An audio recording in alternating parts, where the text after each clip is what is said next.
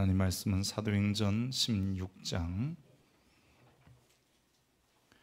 19절에서 34절까지의 말씀입니다. 신약성경 215면 혹은 216면에 있는 사도행전 16장 19절부터 34절까지의 말씀입니다.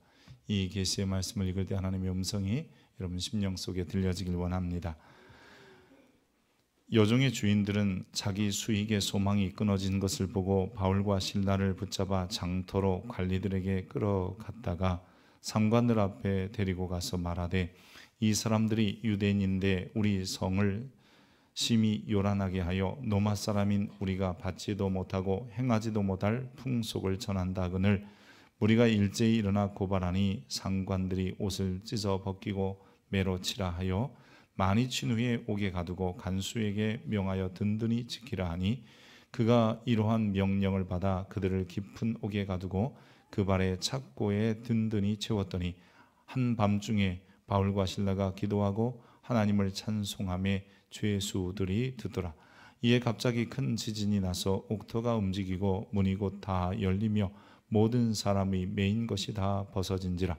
간수가 자다가 깨어 옥문들이 열린 것을 보고 죄수들이 도망한 줄 생각하고 칼을 빼어 자결하려 하거늘 바울이 크게 소리 질러 이르되, 내 몸을 상하지 말라, 우리가 다 여기 있노라 하니, 간수가 등불을 달라고 하며 뛰어 들어가 무서워 말며 바울과 실라 앞에 엎드리고 무서워 떨며 바울과 실라 앞에 엎드리고 그들을 데리고 나가 이르되, 선생들이여 내가 어떻게 하여야 구원을 받으리까 하거늘 이르되, 주 예수를 믿으라, 그리하면 너와 내 집이 구원을 받으리라 하고 주의 말씀을 그 사람과 그 집에 있는 모든 사람에게 전하더라. 그 밤 그 시각에 간수가 그들을 데려다가 그 맞은 자리를 씻어주고 자기와 그 온 가족이 다 세례를 받은 후 그들을 데리고 자기 집에 올라가서 음식을 차려주고 그와 온 집이 하나님을 믿었으므로 크게 기뻐하니라. 아멘. 이것은 하나님의 말씀입니다. 이런 이야기가 있어서 전해봅니다. 하늘나라에서 지상으로 내려가게 된 아이가 있었습니다. 세상에 태어나기 전날 밤 아기는 마지막으로 하나님과 이야기를 나누었어요. 하나님, 내일 제가 지상으로 내려갈 거라면서요, 이렇게 작고 무능력한 아기로 태어나서 어떻게 살라고 그러시는 거예요. 하나님이 말씀합니다. 그래서 너를 위한 천사 한 명을 준비해 두었지. 그 천사가 널 돌봐줄 거야. 하지만 저는 그 사람들의 말을, 즉 사람의 말을 잘 모르는데 그들이 하는 말을 어떻게 알아들을 수 있지요? 네 천사가 세상에서 가장 감미롭고 아름다운 말로 너에게 얘기해 줄 거란다. 그리고 인내심과 사랑으로 내게 말하는 걸 가르쳐 줄 테니 걱정하지 말라. 그렇다고 해도 제가 하나님께 말하고 싶을 때는 어떻게 해요? 그럼 내 천사가 내 손을 잡고 어떻게 기도하면 되는지 알려줄 거란다. 지상에는 나쁜 사람도 많다는데 그들로부터 저 자신을 어떻게 보호해요? 천사가 목숨을 걸고 너를 보호해 줄 거야. 그 순간 이제 하늘이 마음이 평안해지고 하늘로 내려오게 돼서 마지막으로 내려가면서 이 아이가 다시 한번 묻어요. 하나님, 제가 지금 떠나야 한다면 제 천사 이름이라도 가르쳐 주세요. 그랬더니 하나님께서 내 천사 이름은 엄마란다 라고 하셨대요. 참 많은 것을 생각하게 해주는 이야기인 것 같아요. 지난 수요일날 어버이날이었는데 여전과 다른 것은 가슴에 이렇게 꽃 달고 다니시는 분들이 많이 없었다는 생각을 하게 되었어요.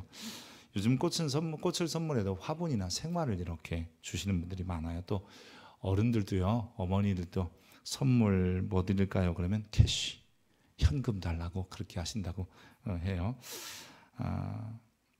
어린이날 자녀들과 함께 부모는 많은 시간을 쓰는데 과연 우리는 어버이날 부모님과 시간을 보냈는지 한번 점검하고 돌이켜 보아야 되리라 생각합니다. 우리들은 부모님께 받은 게 참 많은데 부모님께 갚을 줄 모르기도 하고 또 갚으려고 보니까 이미 세상을 떠나신 부모님들도 계시지요.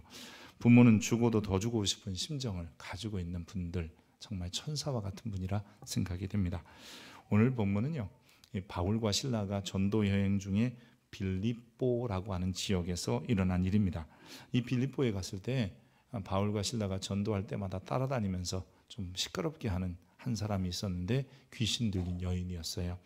그래서 이 바울과 실라가 불편하잖아요. 자꾸 쫓아다니면서 방해하고, 그래서 그 귀신을 그 여인에게서 내어 쫓아 건강하게 즉 회복시켜 주었습니다. 근데 이 사건을 통해서 이 바울과 실라가 곤욕을 치르게 되는 거죠. 그들을 이 여인, 즉 귀신 들린 여인을 통해서 돈을 버는 사람들이 있었는데, 그들이 이 바울과 실라가 오히려 성을 어지럽게 한다 이렇게 고발했고, 결국 로마 사람들은 알지도 또 받지도 행하지도 못할 일들을 가르치고 전하고 또 요구하고 있습니다. 이 이유 때문에 결국은 바울과 실라는 붙잡혀서 옷이 찢어지고 벗겨지고 매질을 당하고, 그리고 어두운 이 지하 감옥에 던져지고 거기에서 착고를 차고 불편하게 밤이 지나게 되었습니다. 밤이 늦은 시간에 저들이 찬송하고 기도했다. 근데 그때 갑자기 오늘 본문에도 그래요. 뒤에 갑자기 큰 지진이 나서, 이 지진이 나게 되고 옥토가 흔들리더니 묶여있던 착고가 풀어지고 옥문까지 열렸습니다. 여러분, 이 정도 되면 죄수들에게는 절호의 기회지요. 도망하고 탈출할 수 있는 기회입니다. 그 상황 속에서 가장 당황한 사람이 누구냐면 간수입니다. 자기가 지켜야 될 죄수들이 탈출했다는 것은 결국 자기에게 책임 추궁이 오게 될 것이라는 생각을 했던 거죠. 그래서 이 간수는 스스로 자결하려고 합니다. 당시 간수들의 군기가 그만큼 엄했기 때문이라는 것을 보여주는데, 이 간수가 자결하려고 하는 모습을 바울이 보고 그 간수를 말려요. 죄수 중 누구 하나도 도망하지 않았다라는 거죠. 이 일로 간수는 이 바울 일행이 전하려고 했던 이 구원에 관한 복음을 듣게 됩니다. 왜냐하면 간수 정도 되면 죄수가 들어올 때 이 당시에 이 감옥이 수만 명 혹은 수천 명, 수백 명이 아니라 그냥 열댓 명 정도 가둘 수 있는 작은 공간이었기 때문에 간수는 최소한 이 사람이 왜 또 어떤 죄로 인하여 여기 들어왔다는 것을 알고 있었던 것이죠.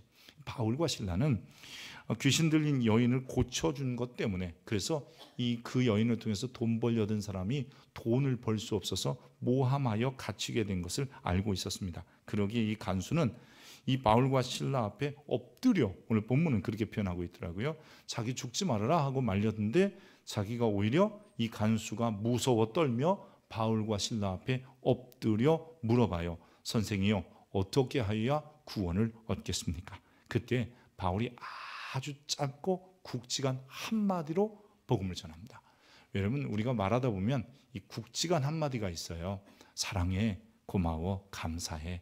또 때로는요, 스톱, 멈춰, 그만해 라고 하는 것들도 짧지만 굵직한 언어들이고 그 안에 무언가 큰 것들이 담겨져 있죠. 근데 오늘 본문은 바울에게 엎드려서 어떻게 하면 우리가 구원을 받겠습니까? 라고 묻는 그 간수에게 딱 한마디 던지는 말씀이 있어요. 우리 같이 한번 해봅시다. 주 예수를 믿으라. 다시 한번 합시다. 주 예수를 믿으라. 이 짧은 한마디가 간수의 마음을 사로잡은 거예요. 장황한 설명도 없었고 대단한 이야기를 한 것도 아니에요. 바울은 주 예수를 믿어라. 그 짧은 한마디가, 그 굵은 한마디가 간수장의 마음을 푹 치고 들어간 거죠. 이 주라는 말은 예수님이 황제라는 거예요. 로마 황제보다 더 큰 분이 예수님입니다. 너 이제 로마 황제를 모시는 게 아니라 주 예수를 믿으라고 하는 거죠. 우리의 말로 말하면 구세주이고 또 그리스도라고 번역할 수 있어요. 이 짧은 한마디 간수의 마음을 움직이게 되고, 이에 간수는요, 자기뿐만 아니라 온 가족들을 다 데리고 어떻게 해서 예수가 주이시고 왜 우리가 그를 믿어야 되고 그가 주시는 구원은 무엇인가라는 이야기를 듣게 됩니다. 오늘 보면 32절에 보면 이렇게 되어 있어요. 주의 말씀을 그 사람과 그 집에 있는 모든 사람에게 전했다라는 거예요. 즉 다른 말로 말하면 주의 말씀을 그 사람과 간수와 그 집에 있는 모든 사람들이 들었다라고 하는 거죠. 말씀을 듣던 중에 간수와 그 가족들이 다 세례를 받아요. 세례 받는 게 맞지 않겠습니까? 그래서 그 밤에 간수가 그 늦은 시간에 맞은 자리를 씻겨주고 자기와 온 가족이 다 세례를 받고 그리고 데리고 와서 자기 집에서 음식을 차려주고 그 온 집안이 하나님을 믿게 됨으로 인하여 크게 기뻐했다라고 성경은 기록합니다. 말씀을 듣고 세례받은 간수의 가정은 이전과는 전혀 다른 기쁨이 있었던 거죠. 아버지 혹은 남편을 통해서 복음을 들은 가족은 세상은 알 수도 없고 줄 수도 없는 행복감에 젖어들기 시작했습니다. 여러분, 오늘 본문의 이야기를 가만히 보면 간수의 삶이 그리 녹록하지 않았다는 것을 보여주고 있어요.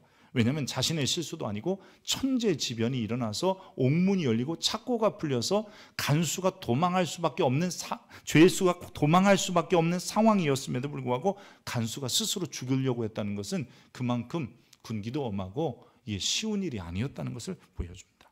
그러니 그는 늘 간수로서 출근을 하고 그리고 돈을 벌어도 불안불안한 삶을 살아왔다는 것을 보여주고 있습니다. 그 가정의 변화는 이 가장이 그저 몇 푼의 돈을 벌어오는 것도 아니고 자녀들을 위해서 놀아주는 것도 아니고 아내의 마음과 비율을 맞춰주는 것이 아니라 그 가정의 진정한 삶의 변화는 전 모든 가족들이 예수 그리스도를 믿음으로 하나님을 믿음으로 말미암아 시작되는 새로운 행복이었던 거죠.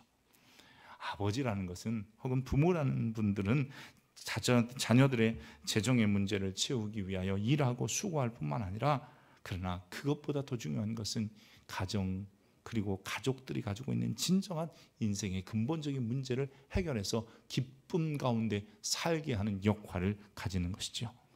우리가 지난주에는 야이로라는 사람이 자기의 딸내미가 죽어가는 사건을 통해서 하나님에 대한 믿음, 즉 이 율법과 선지자와 그리고 시편에 기록된 메시아가 예수님이라는 것을 발견하고 믿게 되었던 것을 우리가 살펴보았습니다. 여러분, 오늘은 이제 오히려 부모를 통해서 자녀가 혹은 남편을 통해서 아내가 하나님을 믿게 되는 그런 모습을 보게 됩니다. 특별히 여러분, 부모는 자녀들의 거울이라는 말이 있습니다. 부모가 어떻게 하느냐에 따라서 자녀들이 그대로 배우게 돼요. 부모가 여러분 겉으로는 늘 유한 말을 하지만 원래 성격이 욱하는 성격이 있으면요, 언제 배웠는지 모르게 자녀들도 그렇게 배우고요. 또 부모가 좋은 신앙의 모습을 가지면요, 자녀들도 가만히 보면 그 좋은 신앙을 물려받게 됩니다. 좋은 것도 그렇지 못한 것도 거울이니까 다 배우게 되는 것입니다. 특별히 성경은 이 부모들이 자녀들에게 좋은 것을 보여주어서 잘 배우게 하라고 하는, 즉 부모의 역할을 굉장히 강조하고 부모의 책임이 무엇인지를 말하고 있습니다. 에베소 6장 4절에 여러분 어버이 주일, 어린이 주일이면 단골손님으로 나오는 말씀 한 구절이 있어요. 뭐냐면 또 아비들아 너희 자녀를 노엽게 하지 말고 오직 주의 교훈과 훈계로 양육해라. 노엽게 하지 말라는 말을 먼저 살펴보면요, 노엽게 하다는 말은 이런 거예요. 비합리적인 요구, 엄격한 훈육, 그리고 권위의 남용을 통해서 자녀들을 삐뚤어지게 하지 말라는 뜻이에요. 요즘 그 금쪽 같은 이런 걸 보면 TV 프로그램입니다만 이 아이들이 삐뚤어진 아이들을 보면 그 중에 부모의 너무 권위적이고 그 다음에 너무 강압적인 이 훈육 같은 것들이 아이를 바르게 못 자라게 하는 것을 보게 돼요. 그럴 때마다 참 가슴 아파요. 근데 또 그 아버지나 어머니 이야기를 들어보면 자기도 또 그렇게 받은 거야. 그러니까 자기가 그런 교육을 받았고 그렇기 때문에 자녀들에게 그런 교육을 하게 되는 거죠.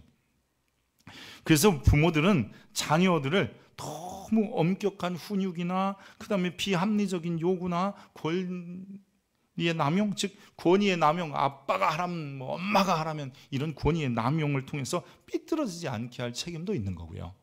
계속해서 너희 자녀를 노엽게 하지 말고 오직 주의 교훈과 훈계로 양육해라. 주의 교훈과 훈계를 잘 가르쳐서 바르게 하나님 앞에서 하나님의 백성으로 키울 책임도 있는 것이지요.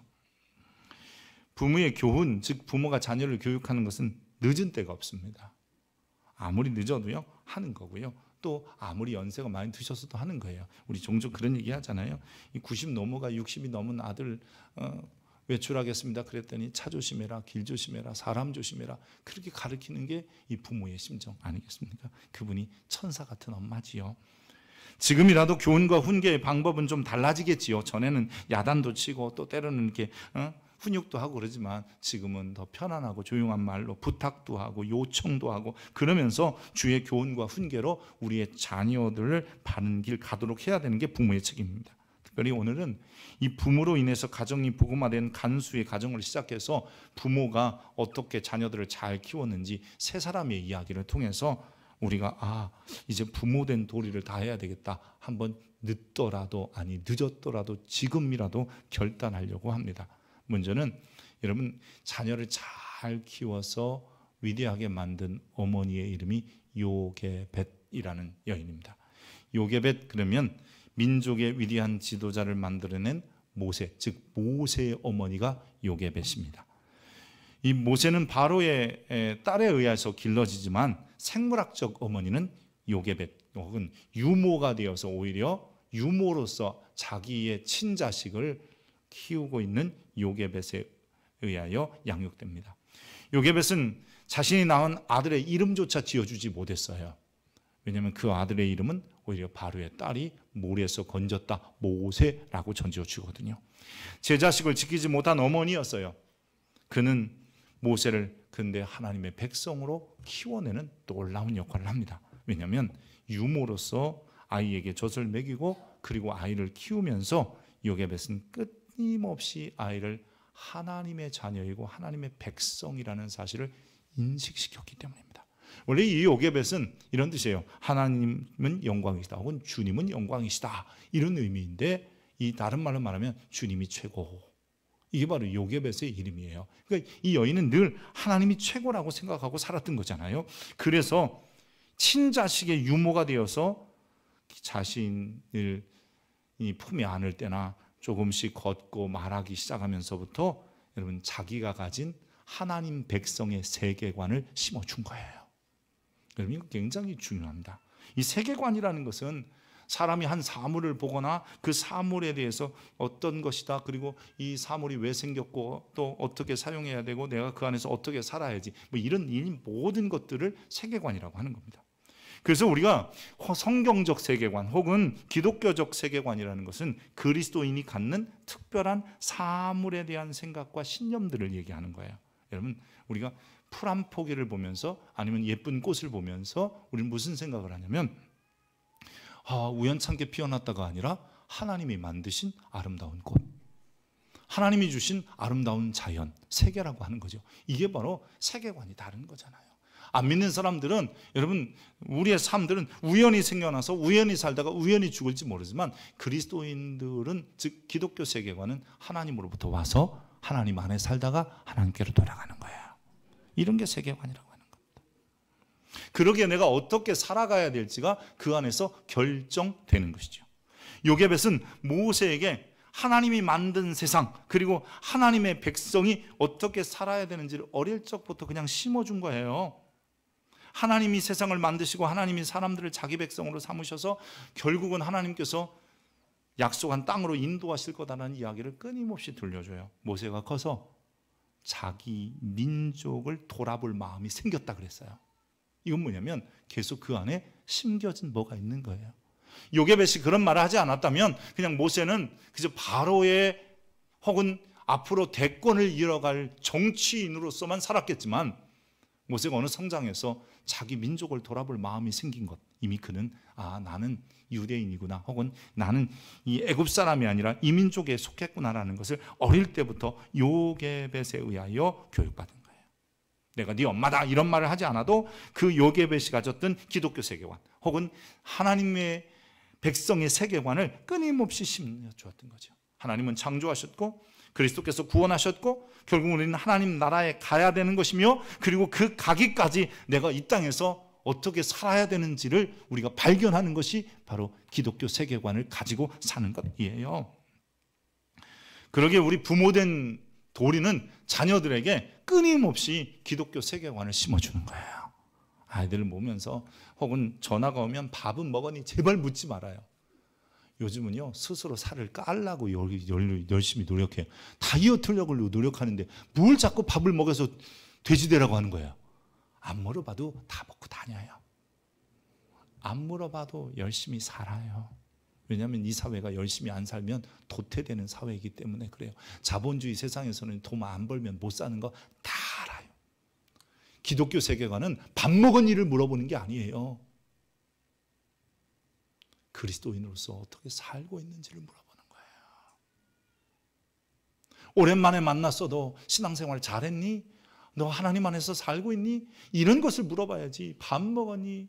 아니면 무슨 친구와 잘 만났니? 늦게 안 들어오고 일찍 집에 들어가니? 이런 거는 여러분 이게 관점이 이미 다른 거예요. 내가 부모된 자로서 기독교 세계관을 가지고 있다면 자녀들에게 묻는 게 다른 거예요. 말하는 게 다른 거예요. 여러분도 그렇게 되기를 축복합니다. 그래야 위대한 인물을 키우는 거예요. 내가 기독교 세계관을 가져야 이 시대가 하나님이 원하시는 대로 흘러가게 했고, 내가 그 안에서 어떻게 해야 하나님이 원하시는 나라를, 하나님이 원하시는 세계를 만들 것인가를 자꾸 기억하게 되는 겁니다. 세속의 세계관을 가지면서 마치 그리스도인인 것처럼 살면 안 된다는 거죠. 두 번째 위대한 어머니 중에 한 분은 유니게라는 여인입니다. 유니게 어머니예요. 참 천사 같은 엄마지요. 초대교회 인물 중에서 가장 위대한 인물 몇을 꽂으라면 그 중에 한 사람이 여러분 디모데라는 사람입니다. 이 디모데의 어머니가 유니게입니다. 유니게는 자기의 엄마 로이스라고 하는, 즉 디모데의 외할머니로부터 디모데의 엄마는 신앙의 아름다운 것을 물려받고, 역시 디모데는 유니게를 통해서 신앙을 물려받습니다. 심지어 성경은 내 외조모 로이스와 어머니 유니게로부터 온 신실한 신앙을 네가 가졌다라고 디모데를 평가합니다. 디모데는 아버지가 헬라인입니다. 그래서 그는 어릴 때 태어나자마자 할례도 받지 못하고 나중에서 할례를 받게 되기도 합니다. 하지만 자신의 어머니가 외할머니로부터 물려받은 하나님에 대한 신앙을 어머니로부터 물려받은 사람이 디모데입니다. 어머니 유니게는 아들 디모데를 위대한 신앙이요 초대교회의 정말 귀한 일꾼으로 양육하고 키워낸 사람입니다. 사도 바울도 디모데를 아들 같은 사람이라고 했고요, 혹은 동역자 그리고 신실한 일꾼이라고 칭하기도 했으며, 바울이 쓴 편지, 디모데를 위하여 쓴 편지가 디모데 전후서이기도 합니다. 초대교회 여러 곳에서 디모데는 두각을 나타냈고, 그 중에 초대교회의 가장 힘 있는 교회 중에 하나가 에베소 교회인데 그곳에서도 목회를 했던 사람이 디모데입니다. 이런 디모데 뒤에는 신앙의 조력자, 즉 바로 어머니 유니게라는 여인이 있었던 것이죠. 어머니들은 보통 환경을 초월합니다. 그래서 그 환경 가운데서도 자식을 잘 키우려고 노력하죠. 가난한 환경 가운데서도 어떻게든지 먹이고 입혀서 교육시켜서 이 사회에 공헌하는 사람이 될 만한 사람으로 키울까 근심하는 게 부모이고, 여러 가지 천재지변 속에서도 자녀들을 만큼은 그래도 키워보려고 하는 게 부모입니다. 여러분, 우리 주변에도 보면 다문화 가정들이 좀 있습니다. 이 언어도 서툰 분들이 한국 땅에 와서 결혼하여 생활하면서 자녀들을 키워내는데, 참 가만히 보면 그들이 얼마나 똑소리 나게 자녀를 키우는지 몰라요. 자기는 어렵고 힘들어도 자녀들만큼 이 사회 속에서 잘 적응하고 살게 하려고 열심히 노력을 해요. 불평하고 원망하는, 즉 나는 태어나는 것 자체가 그렇게 말하면서 자기 인생을 원망하지 않고 그 안에서 가치를 가지고 살 수 있도록 그렇게 길러내고 양육하는 게 부모의 역할입니다. 유니게는 디모데가 다문화 가정에서 태어났고, 그리고 자기가 야훼 하나님을, 즉 하나님에 대한 신앙을 잘 모를 수밖에 없는 이런 디모데에게 끊임없이 하나님에 대한 신앙을 키워줘서, 단지 이제 기억해야 되는 것은 너는 하나님 안에서 얼마나 중요하고 너는 이제 그리스도 안에서 얼마나 귀한 사람인지를 알라고 말했던 것이요. 그래서 결국 그는 바울을 따라다니며 초대교회의 위대한 지도자가 되는 겁니다. 여러분, 사람들은요 자꾸 자기의 출신을 얘기하고요, 자기의 신분을 얘기하고요, 자기의 형편과요, 그리고 자기의 상황들만 얘기합니다. 그러나 유니게는 디모데를 그렇게 형편이나 처지나 상황을 따라서 얘기하는 것이 아니라 하나님 앞에서 네가 누구냐, 그리스도 안에서 네가 누구냐를 끊임없이 가르쳤던 거예요. 부모가 많은 재산보다도 우리 자녀들에게 내가 하나님 앞에서 어떤 사람인가, 내가 그리스도 안에서 누구인가를 깨닫게 하는 것이 더 위대하고 존귀한 여러분 유산이고 선물인 거예요. 하나님 앞에서 나를 발견하고 십자가 앞에서 나를 발견해야만이 나의 가치가 있다는 것을 알고 내가 누군지를 더 정확히 알아서 하나님을 위해서, 그리고 하나님이 만드신 세상과 하나님이 주신 사회 속에서, 그리고 하나님이 주신 많은 공동체 안에서와 사람들과 어떻게 관계를 해야 되는지를 발견하게 되는 거예요. 유니게는 디모데를 하나님의 사람, 그리스도의 것으로 만들어 갖고 키워왔던 거예요. 즉 너의 정체성이 누구냐? Who am I? 나는 누구인가? 그럴 때 디모데는 항상 하나님 안에서, 그리스도 안에서 자기를 발견했던 거예요. 여러분, 우리도 마찬가지예요. 여러분의 자녀도 그렇게 키우시기 바랍니다. 여러분 스스로도, 부모된 자들이요, 여러분 스스로도 절망하지 마십시오. 하나님 앞에서 나를 보십시오. 예수 안에서 나를 생각해 보십시오. 그러면 내가 그 예수 안에서 하나님 앞에서의 확신을 가지면 내가 자녀들의 거울이 돼서 자녀들도 하나님 안에서, 예수 그리스도 안에서 존귀한 자로 세워져 가게 되는 거예요. 이런 부모 되기를 축복합니다. 마지막은요, 야곱의 어머니 리브가입니다. 여러분, 리브가는 아이를 임신했는데 보니까 쌍둥이에요. 그래서 쌍태를 임신했을 때 복중에서 애들이 좀 시끄럽게 싸웠나 봐요. 오죽했으면 배가 아파서 기도까지 했겠어요. 그가 바로 리브가예요. 리브가는 아이를 낳아보니까 첫 아들은 에서고 둘째 아들은 야곱이라는 이름을 붙여줬는데, 이 둘째가 첫째보다 하나님 나라의 유익한 인물이 될 거라는 것을 직감하게 돼요. 하나님의 응답도 받았지만 자신의 가까이 두고 야곱을, 즉 둘째를, 하나님에 대한 신앙을 잘 가질 수 있도록 끊임없이 교육했어요. 그러던 중 남편 이삭이 이런 생각을 해요. 이 자녀들에게 이제 신앙의 중심, 신앙의 대물림을 해야 되겠구나. 내 중심이 아니라 이제 자녀들 중심으로 신앙생활을 해야 되겠구나. 그래서 결국 이삭은 자녀들에게 축복하기를 마음먹습니다. 물론 당연히 이삭은 에서를 생각하고 있었지만 리브가는 생각할 때 에서가 신앙의 중심점이 되는 것보다 야곱이 신앙의 중심점이 돼야 더 좋은 신앙의 가정이 될 거라는 것을 알았어요. 그래서 결국은 야곱으로 복을 받게 해요. 물론 그 문제로 인하여 가정에 큰 파장이 일어나고 어려움도 있었지만 참 생각보다 시간이 지나면서 아주 쉽게 해결되는 것을 보게 됩니다.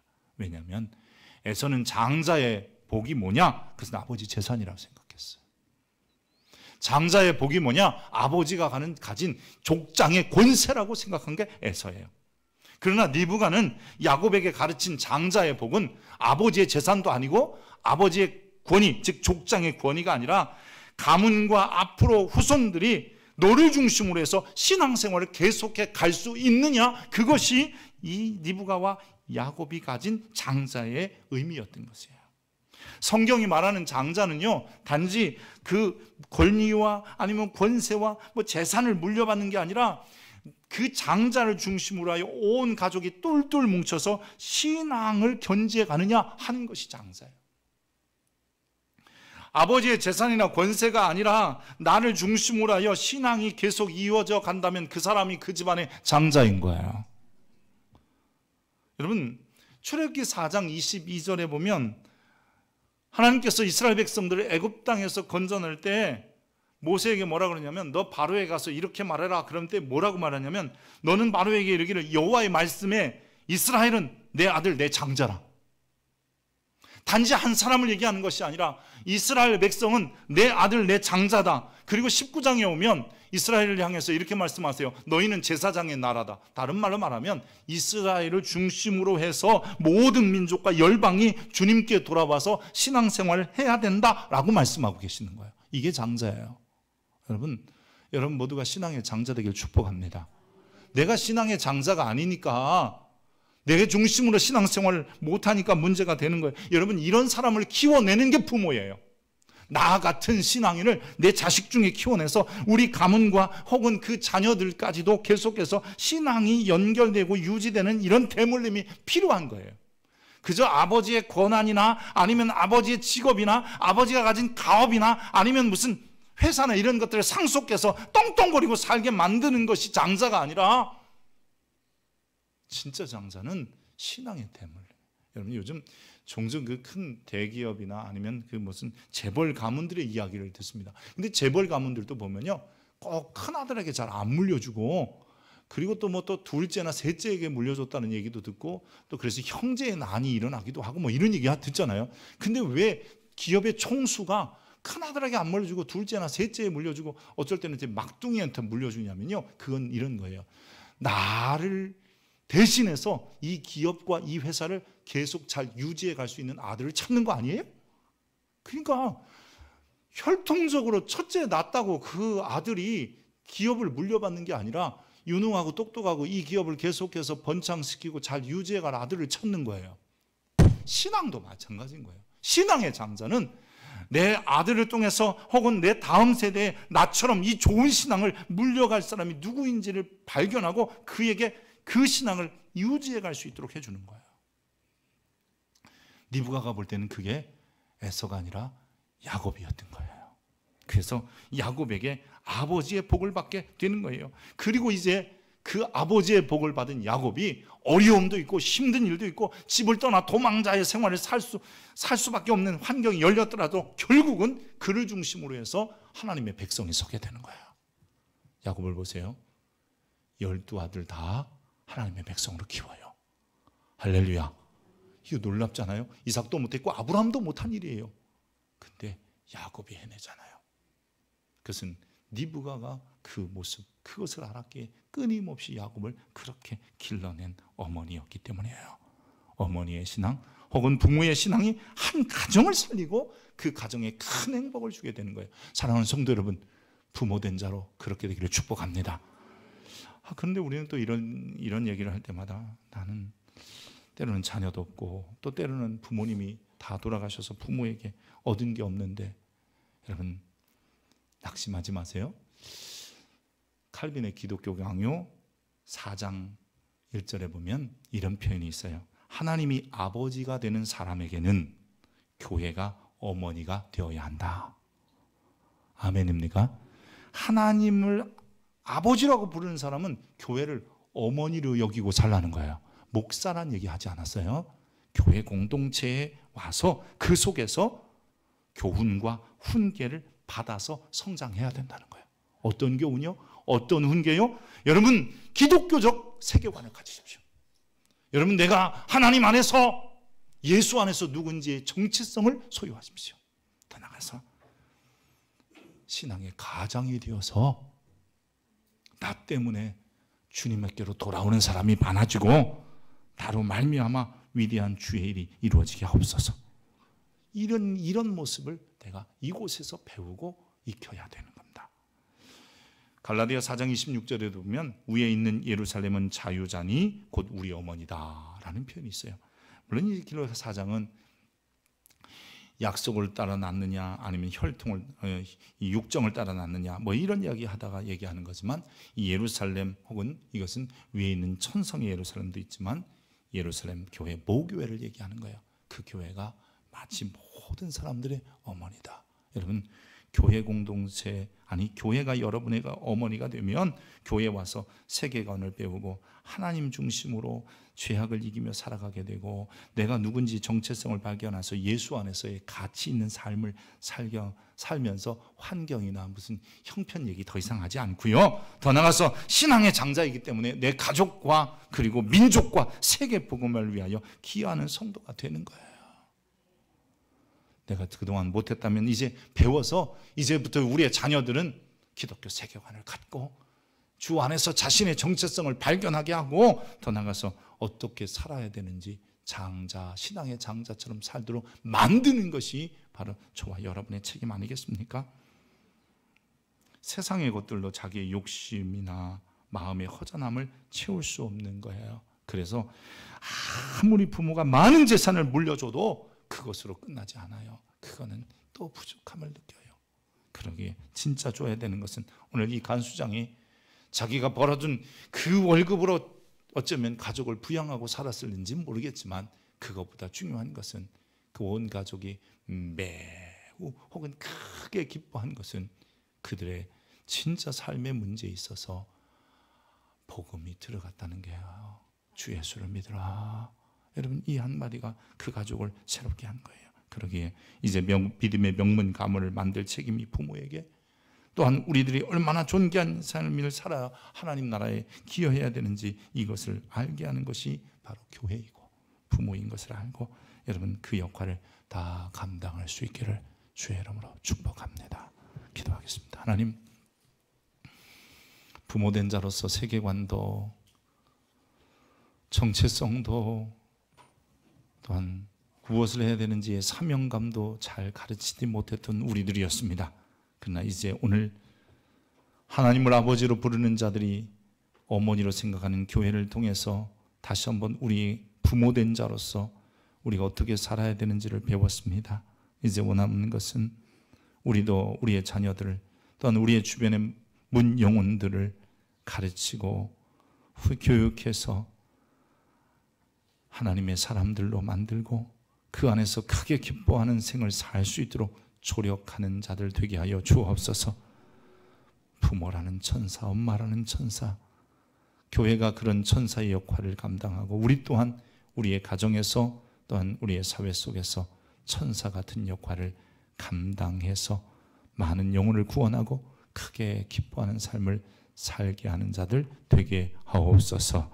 우리의 구주 예수 그리스도의 이름으로 기도합니다. 아멘.